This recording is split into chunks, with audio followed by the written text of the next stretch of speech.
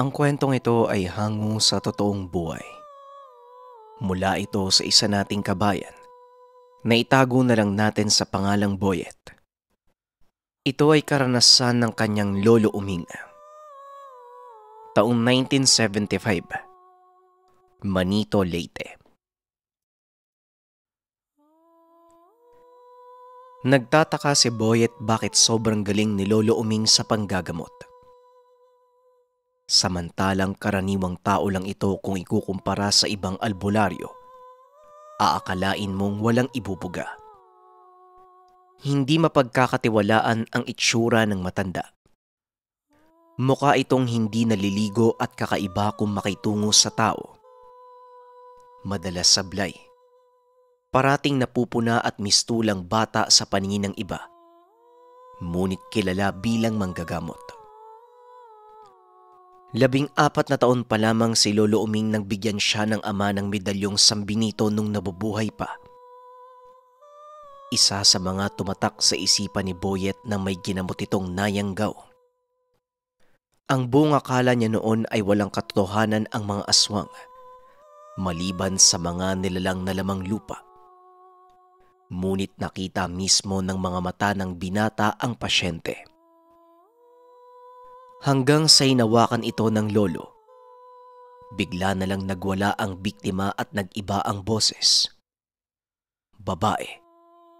Subalit demonyo ang boses na tila galing sa ilalim ng patyon.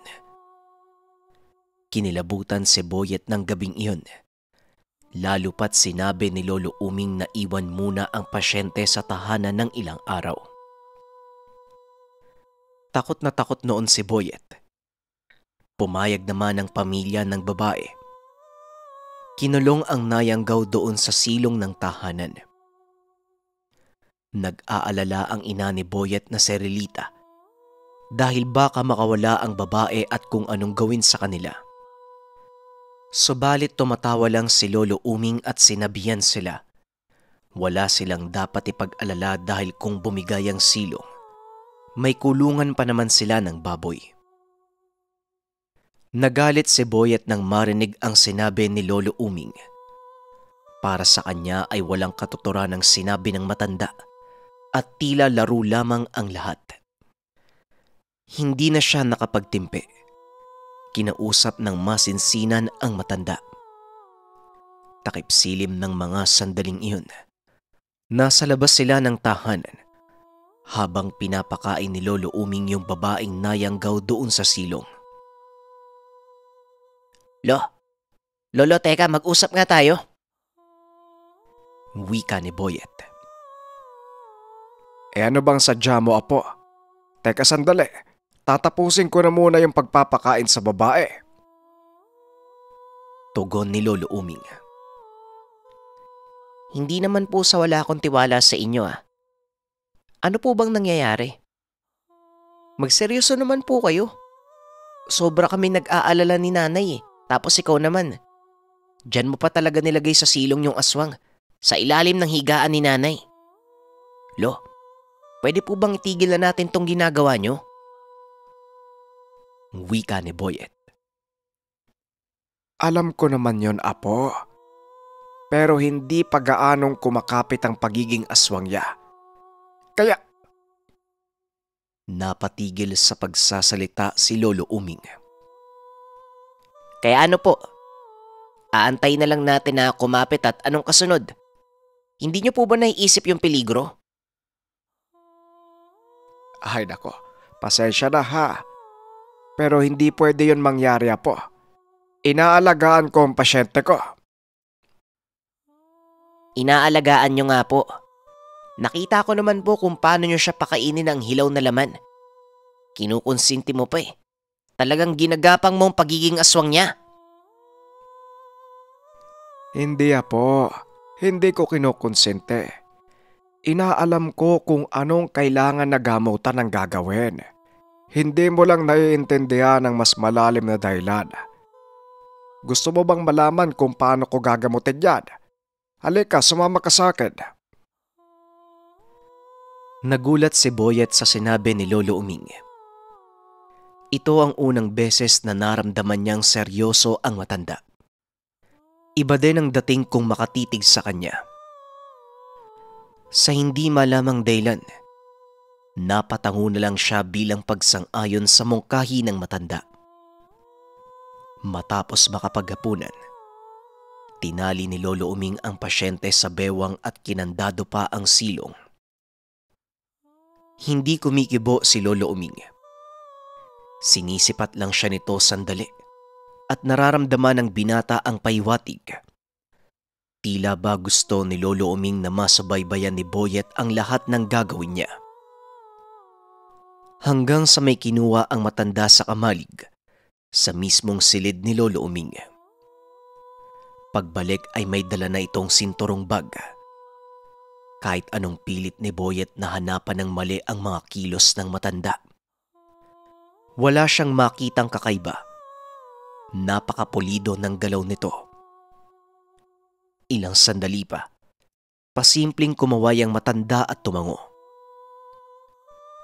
Sumunod ka sa akin. Binabalaan na kita, apo, ha? Lahat ng makikita mo, hindi ka aya-aya. Kaya, apo, kahit anong mangyari, maging kalmado ka lang at huwag mo hahayaan ng negatibo ang pumasok sa isipan mo. Sa gagawin ko, siguradong babaliktad ang pananaw mo. Wika ni Lolo Uming. Nakasunod lamang si Boyet sa matanda. Wala silang kibuan habang tinatahak ang madilim na daan. Bit-bit ng matanda ang maliit na gasera. Ang buong akala ni Boyet ay malapit lang ang pupunta nila. Sumaglit pa si Lolo Uming sa kapilya. Nagsinde ng kandilang puti at iniwan sa altar. Matapos magmuni-muni ng ilang minuto ay muli silang naglakad.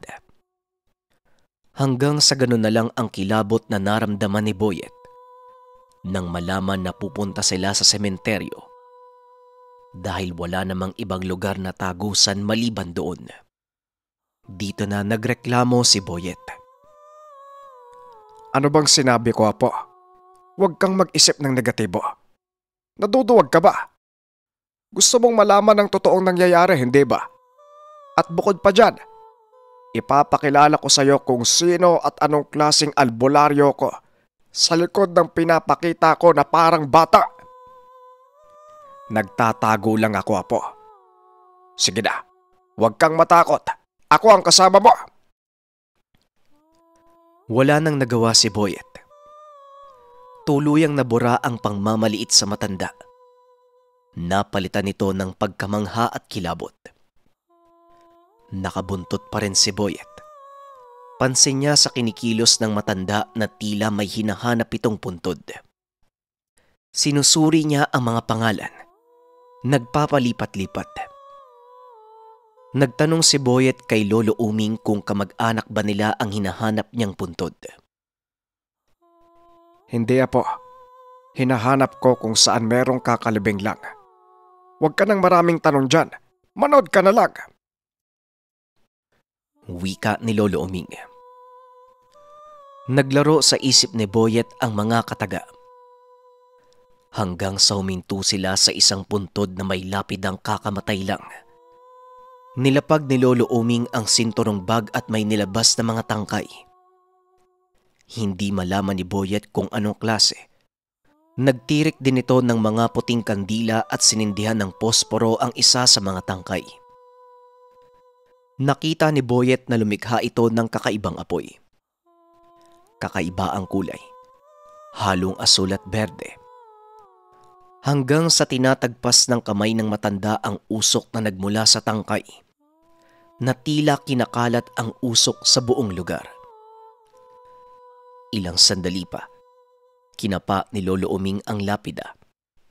Nagmuni-muni. Naintindihan ni Boyet ang ilang mga kataga. Paumanhin sa'yo, pero kailangan ko ng tulong mo. Kahit nasa kabilang buhay ka, mapapakinabangan ka pa rin. Wika ni Lolo Uming sa bangkay.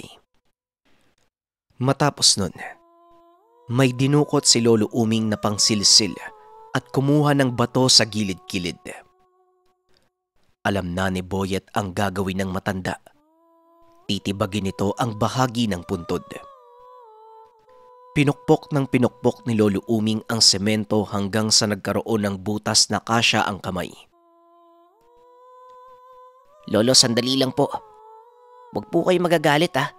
Hindi po ata tama yung ginagawa nyo eh. Wika ni Boyet. Alam ko, pero nagpaalam na ako sa kaluluwa niya. Narinig ko na sumang-ayon naman siya sa kagustuhan ko.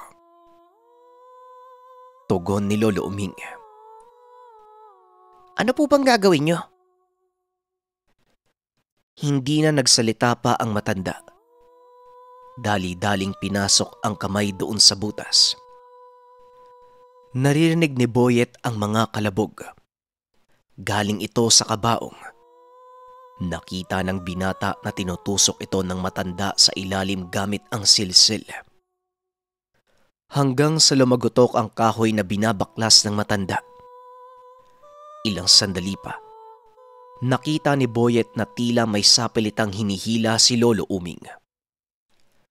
Halos sumiwalay ang kaluluwa ni Boyet nang makita dahil hila-hila na ng matanda ang kamay ng bangkay.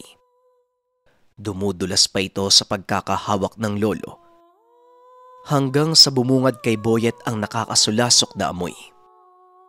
Nasuka pa sa gilid ang binata dahil hindi na nakayanan ng sikmura.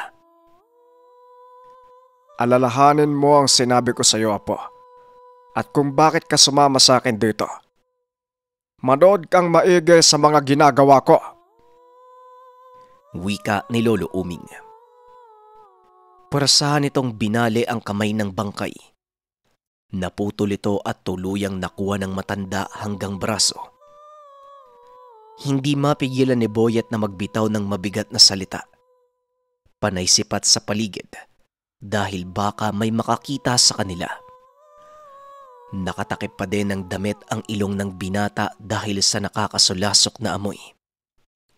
Ngunit si Lolo Uming, hindi man lamang makitaan ng pandidiri. Tinitigan pa ang kamay at tinuklap ang mga balat na may dumi dahil sumagi sa lupa. Hindi na kumibog si Boyet.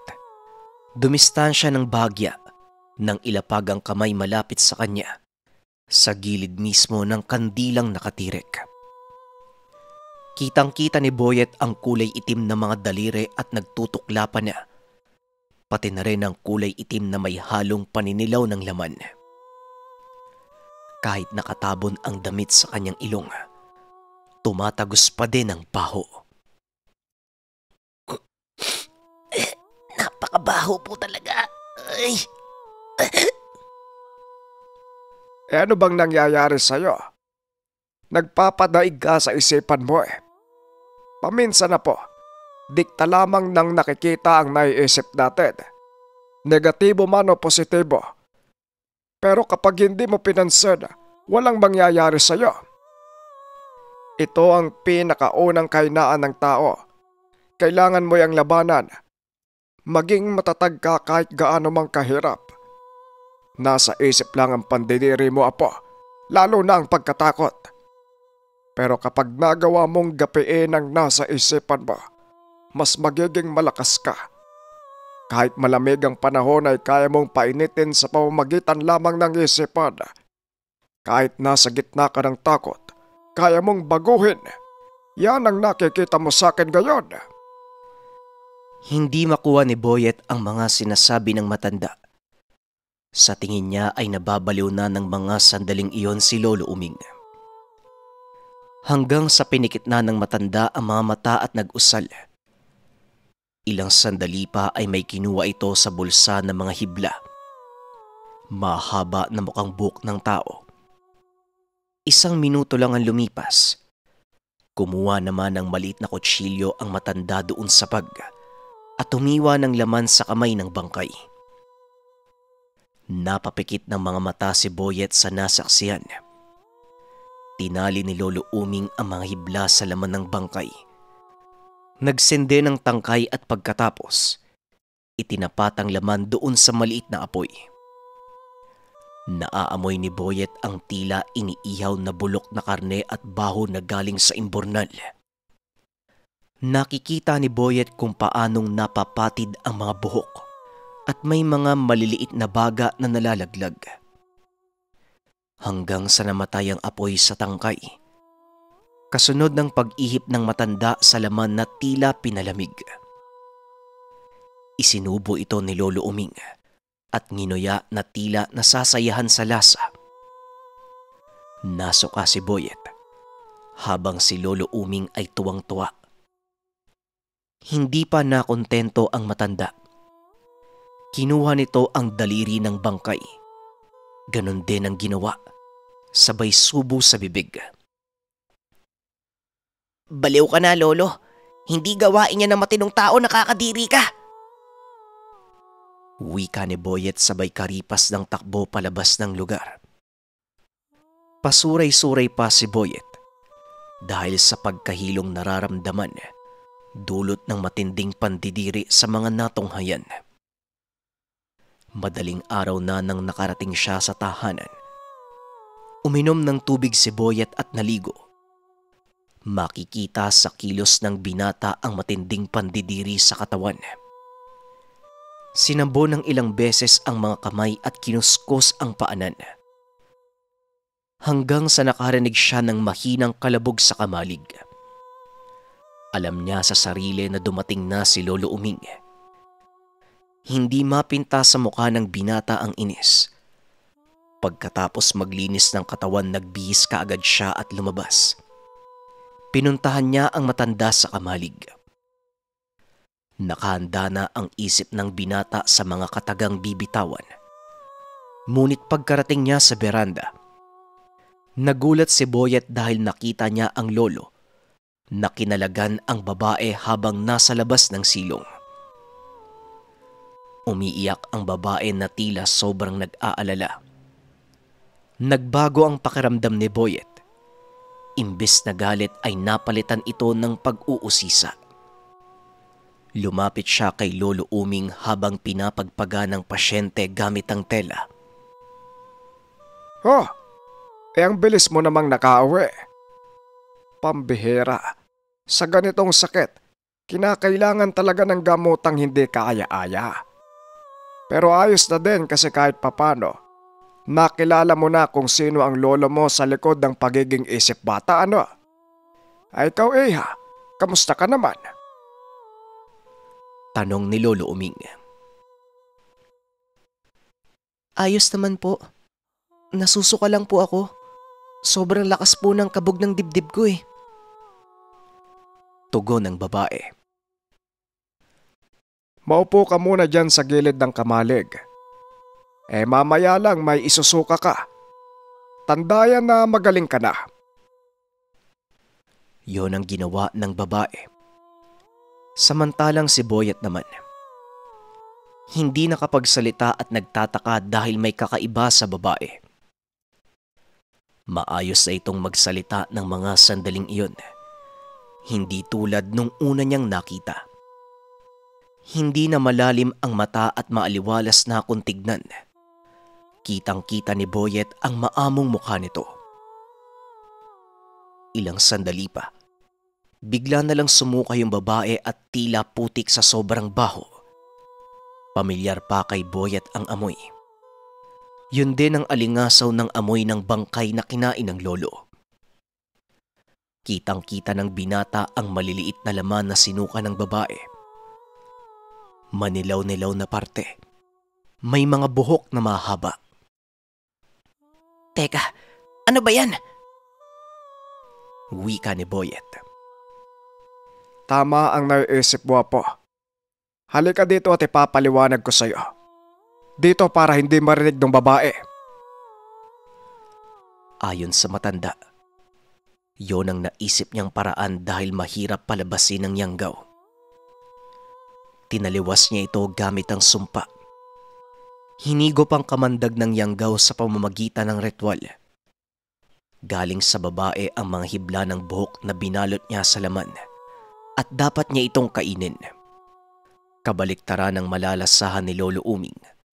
Ang ipinapakain niyang manok sa babae ang lasa ng laman. Alam mo kasi Boyet, kapag niyanggaw, iiwasan lahat ng mga aswang ang pangontra kaya ayon binaliktad ko. Pero dapat, kakain ako ng tao upang tuluyang malunok ng yanggawang gamot. Panlilin lang yung laman na po. Pero iba lang ang ginawa ko. Sa oras ay pakain ko sa kanya ang laman ng tao. Tatanggi yon dahil may sumpa.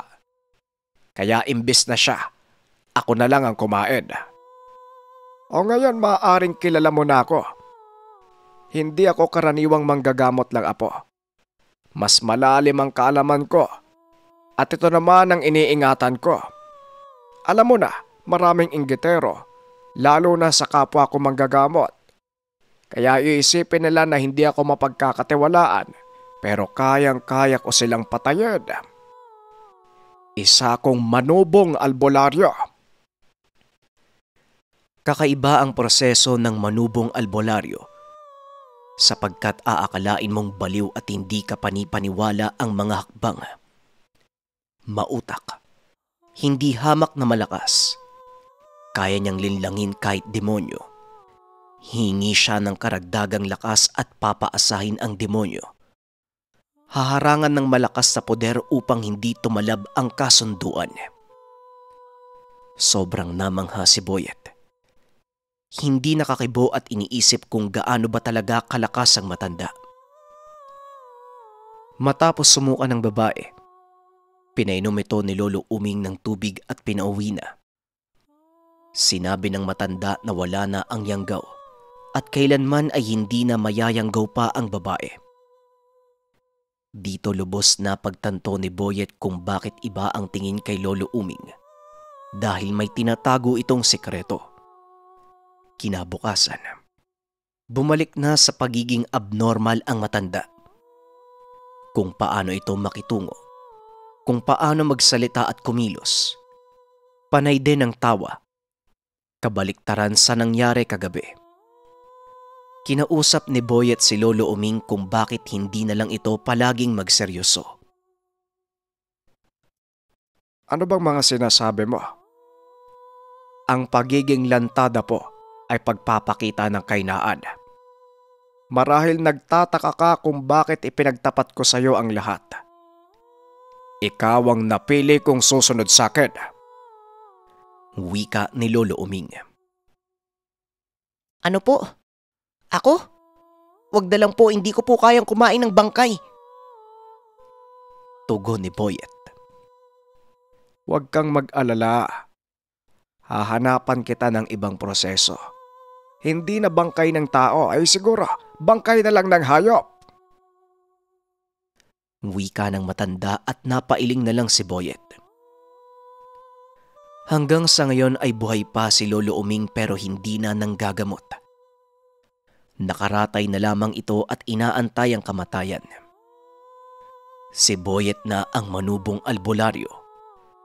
Ngunit hindi niya ginaya ang taktika ng lolo.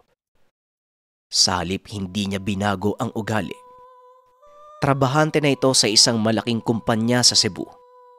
Ngunit kahit kailan, tumatak na sa kanyang isipan at hinding-hindi niya makakalimutan na ang kanyang lolo ay kumain ng bangkay.